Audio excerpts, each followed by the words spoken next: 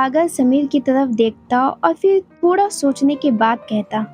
यार समीर, तुझे तो याद है ना वो दिन जब एक लड़के ने बीच कैंपस में माया को प्रपोज करने की हिम्मत की थी, और उसके बाद उसके साथ जो हुआ। समीर सागर की बातों पर अचानक से हंसना शुरू हो जाता है। अरे रुक भाई, कहीं तू उस दिन की बात तो नहीं कर रहा है जब उस बेचारी ने माया का हाथ पकड़ के सबके सामने चिल्लाया था, माया आई लव यू। ब्रो, उसे प्रपोज नहीं बदतमीजी कहते हैं। पब्लिक के बीच बिना सोचे समझे किसी लड़की का हाथ पकड़ लेना ये प्यार नहीं भाई, प्रेशर है। और ये कोई लड़की बर्दाश्त नहीं करेगी। इस हरकत पे तो उसे थप्पड़ तो बनता ही था। सागर समीर की बात पर मुस्कुरा रहा होता है लेकिन कुछ बोलता नहीं है। तभी समीर ताना मारते हुए। यार वैसे उस दिन उस लड़की के प्रपोज करने पर तू भी जेलस हुआ था ना? वो तो अच्छा हुआ कि मैं उस टाइम तेरे सामने आ गया, नहीं तो तुझे भी हीरो बनने के चक्कर में महंगा पड़ जाता। उसके गाल की जगह में उस दिन तेरा गाल लाल हो चुका होता। समीर थोड़ा पास आता और एक हल्की सी शरारती मुस्कुराहट के साथ कहता। यार एक बात तो मानना पड़ेगा, उस लड़की में तुझसे ज्यादा हिम्मत तो थी। कम से कम उसने अपने दिल की बात तो कह दी। हाँ, तरीका गलत था लेकिन इरादा गलत तो नहीं था। बस उस दिन उस बेचारे की किस्मत खराब निकली।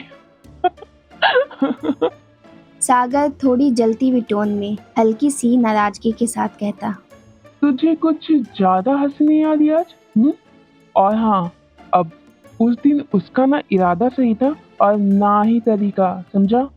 उसे तो प्रपोज करने का ख्याल भी अपने दिमाग में नहीं लाना चाहिए था। माया ने तो बस उसे थप्पड़ मारा, मैं होता तो वो भूल ही जाता प्रपोज क्या होता है।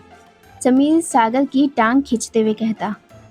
यार तुझे कहीं से जलने की बू आ रही है? लगता है किसी का दिल बहुत बुरी तरह से जल रहा है। सागर टेबल पर पड़ा बैग उठाकर समीर की तरफ फेंक कर मारता और समीर खिलखिला कर अब भी हंस रहा होता है। यार मुझे तो तेरा एक बात समझ ही नहीं आता। इस कॉलेज में हजारों लड़कियां हैं, लेकिन तुझे पसंद आई भी तो वो मिस पढ़ाकू।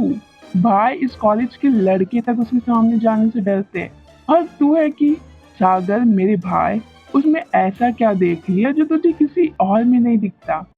समीर, तो फिर शुरू हो गया। अब बस कर, नहीं तो मैं जा रहा हूँ। Bro I am serious. मुझे सच में जानना है कि इस कॉलेज में इतनी लड़कियां हैं जो तुझे फ्लर्ट करती है, तुझे भाव देती है, यहाँ तक कि तुझे प्रपोज तक कर चुकी है, लेकिन तुझे सिर्फ माया ही दिखती है। क्यों? सागर, तुझे कभी किसी लड़की को लेकर इतना सीरियस तो कभी नहीं देखा भाई। ब्रो आई नो कि तू मेरे जैसा नहीं है, but I am just curious. अब I don't get it, what you even see in that weird girl? यार समीर, इस सवाल का जवाब तो मेरे पास भी नहीं है। बस इतना जानता हूँ कि जब उसके आसपास होता हूँ ना, सब कुछ भूल जाता हूँ। एक अजीब सा सुकून भी होता है और बेचैनी भी। जैसे कुछ कहने की हिम्मत करता हूँ, उसके इनकार का डर मुझे वहीं रोक देता है। पहली बार किसी के लिए इस दिल में ऐसा कुछ महसूस कर रहा हूँ। समीर हैरानी से पूछते हुए। बेचैनी? और ये कैसी बेचैनी है? सागर सोच में डूबते हुए कहता। समीर, उसकी आंखें बहुत कुछ बोलती है। जब भी उसकी तरफ देखता हूँ ना, वो आंखें मुझे बेचैन कर देती है।